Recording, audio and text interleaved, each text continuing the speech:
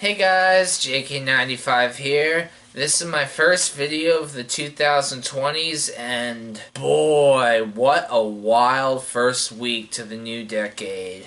I'm gonna tell you all about it shortly, but first, I want to mention I was gonna upload my Lesbian Commons mixtape on YouTube and Instagram, in addition to SoundCloud. However, YouTube wouldn't let me upload the full video for some reason. The mixtape video form was like 30 minutes and 3 seconds long, and for some reason YouTube would only let me upload about 23 minutes of that. I'll be fixing that in the near future, but for now, I'm going to be telling you about the really effed up first week to the new decade.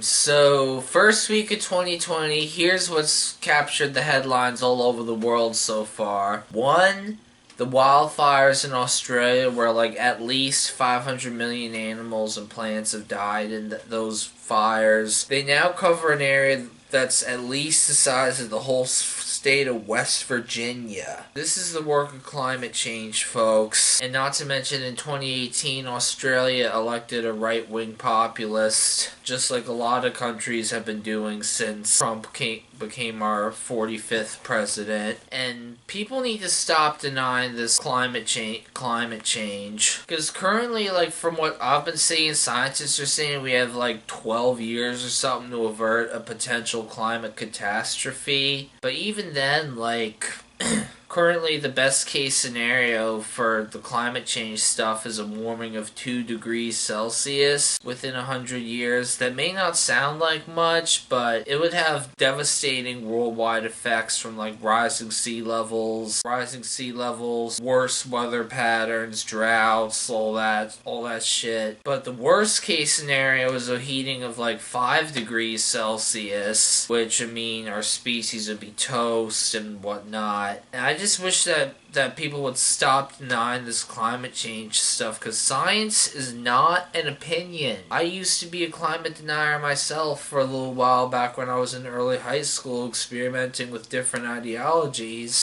I now believe climate change is real and we have to adapt or do all we can now try to limit the warming and start fixing stuff. But we have an open climate denier in the White House. We have an open white supremacist in the White House. We have an open misogynist in the White House. We have an open sex offender in the White House. This shit's just getting out of hand. A lot of these same people who deny climate change think that the number one threat to the world is like Islam and groups like MS-13, ISIS, Bloods and Crips, but you're more likely to be struck by lightning than killed by a Muslim. And in the US, your odds of being killed by a Muslim refugee are about the same as winning the Powerball jackpot 10 days in a row. Let those numbers sink in, folks. And now, moving on to the next thing that made the first week of the 2020s so fucked up. So, second thing I saw this last week that made the first week of the 2020s completely fucked up, that was hogging headlines for a while. First of all, for the past year or so, there's been these massive protests in all these different countries in the Middle East and North Africa, calling for change, calling for an end to the status quo, and so forth. Like, there were all these protests in Algeria, North Sudan, and their longtime dictators stepped down. And then, like, there's been protests in Lebanon, Iraq, I think even in Iran against, like, the leadership. And these are mainly youth-led protests who, as far as I know, were sticking to an ideology of nonviolence because they knew what happened last time there was a mass rise up in that part of the world. I was in high school when that happened, the whole Arab Spring stuff. And then in Iraq last week, some of the protests turned sour, and some protesters who were affiliated with Hezbollah started like attacking the U.S. Embassy in Baghdad. And honestly, my opinion is America should have never been in Iraq in the first place. They should have and need to stay the fuck out of that part of the world. No more regime change wars, which I'm going to get to that in further detail in a second. And and no more wars for oil, no more of that shit, and there wouldn't even be a refugee crisis in the first place if the U.S. and their NATO allies didn't get involved in all these like world conflicts and exploit them to promote their agenda. There wouldn't be a refugee crisis if the U.S. and NATO weren't bombing the shit out of countries that never attacked them and never had any intention on attacking them. And we would not have gone to where we are today. And this ties into the next thing I'm going to talk about, which has made my blood boil. Donald Trump's latest stunt he pulled. I'm going to get to that momentarily. So here's Donald Trump's latest stunt that has made my blood boil and has made me super angry. So Donald Trump ordered a targeted drone strike assassination on Iran's top general Qasem Soleimani. And this has led to like massive tensions between the U.S. and Iran, and I am appalled at what I'm seeing. Like this has made an already bad situation infinity times worse. This is like pouring gasoline on a fire. I've been hearing mixed things about this Qasem Soleimani guy. Some people are saying he was a good guy. Some people are saying like he was a horrible person who does not deserve memorizing. People comparing him to Bin Laden and al-Baghdadi. I actually heard of this guy like 4 or 5 years ago, and to my knowledge then, from what I heard, Qasem Soleimani was actively fighting groups like the Islamic State / ISIL / Daesh, along with Al-Qaeda and all the other Salafi jihadis who were within Syria and Iraq. But either way, I don't really have a formal opinion on Soleimani just yet.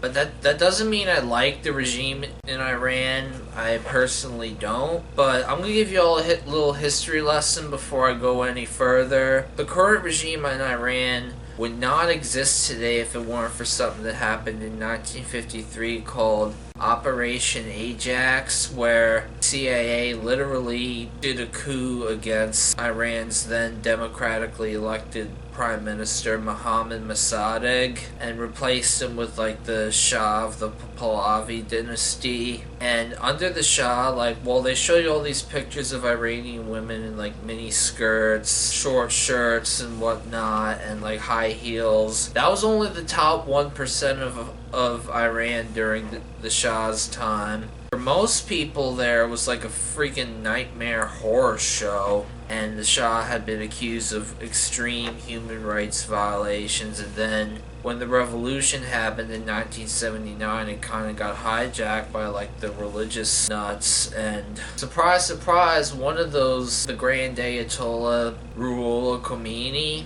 I might be wrong about this, but I might be right. I read somewhere that Ayatollah Ruhollah Khomeini, the first supreme leader of Iran, he was actually like briefly supported by the United States during his exile. But I could be wrong about that, could be right. I read that somewhere. I'll have to retrace the source. And then we have the regime today.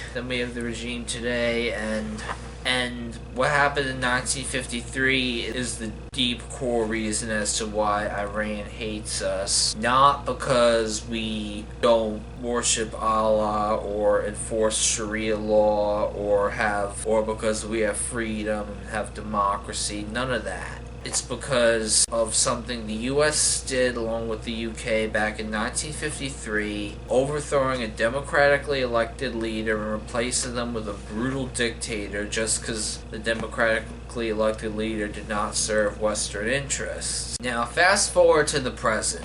Since Qasem Soleimani's death, Donald Trump's been doing all this horrible, horrible shit, threatening to bomb cultural sites, 52 in particular, as a retaliation for the 52 Americans who died in the 1979 Iranian hostage crisis, and which is a complete war crime and has been forbidden by the International Criminal Court and the UN. I'm pretty sure the Nazis tried to destroy cultural heritages of places they conquered, and then ISIS did that shit back when they were in their heyday of 2014 to 16. I feel ashamed to be American at times, and let me be clear, I don't hate the American people, and even the Iranian government, the Ayatollahs, have made it clear that they don't hate the American people, they hate the Trump administration, and I'm just at a complete loss for words with all this. Even Michael Moore even sent a personal letter to Ali Khamenei saying, "Do not retaliate, let me and the American people who didn't vote for Trump handle this." And then Rudy Giuliani even got so mad at Michael Moore for doing this. I could go on all day about this, but I'm gonna say for one, I condemn the airstrike that killed Soleimani, regardless of whether or not that's not how you handle something. And I just found out Bernie Sanders said that the rhetoric used to justify Soleimani's killing could also be used to justify Vladimir Putin, Xi Jinping, and Kim Jong-un's killings if that ever happened in the future, and that would lead to complete and total chaos. I'm just gonna come out and say it. Bernie Sanders is who I'm endorsing in 2020. I don't know if I'm going to vote if he isn't the nominee, but Bernie Sanders, in my opinion, lines up with my views the most and has the voting record to back up a lot of his views, and I voted for him in the 2016 primary, and I reluctantly voted for Hillary Clinton in the general, but only to keep Donald Trump out, which did not turn out well. And I'll tell you more about the Iran stuff drama in another video, and I could go on all day here, but I'm not going to. I'm going to do a more in-depth video in the coming weeks about the whole Iran drama stuff and where I stand on the issue more in-depth. But this time I was just covering a recap of the first week of the 2020s and how wild and fucked up it was. I'm also hoping to maybe go to the movies sometime soon, see if anything good's out, and review it. But that's all I have to say tonight, folks. Once again, I released my first mixtape on SoundCloud, link in description below, but I was gonna release it on YouTube and Instagram, but something went wrong with the YouTube, and then I couldn't also post it on Instagram. So that's that. Gotta go for tonight. JK95 here. Peace out.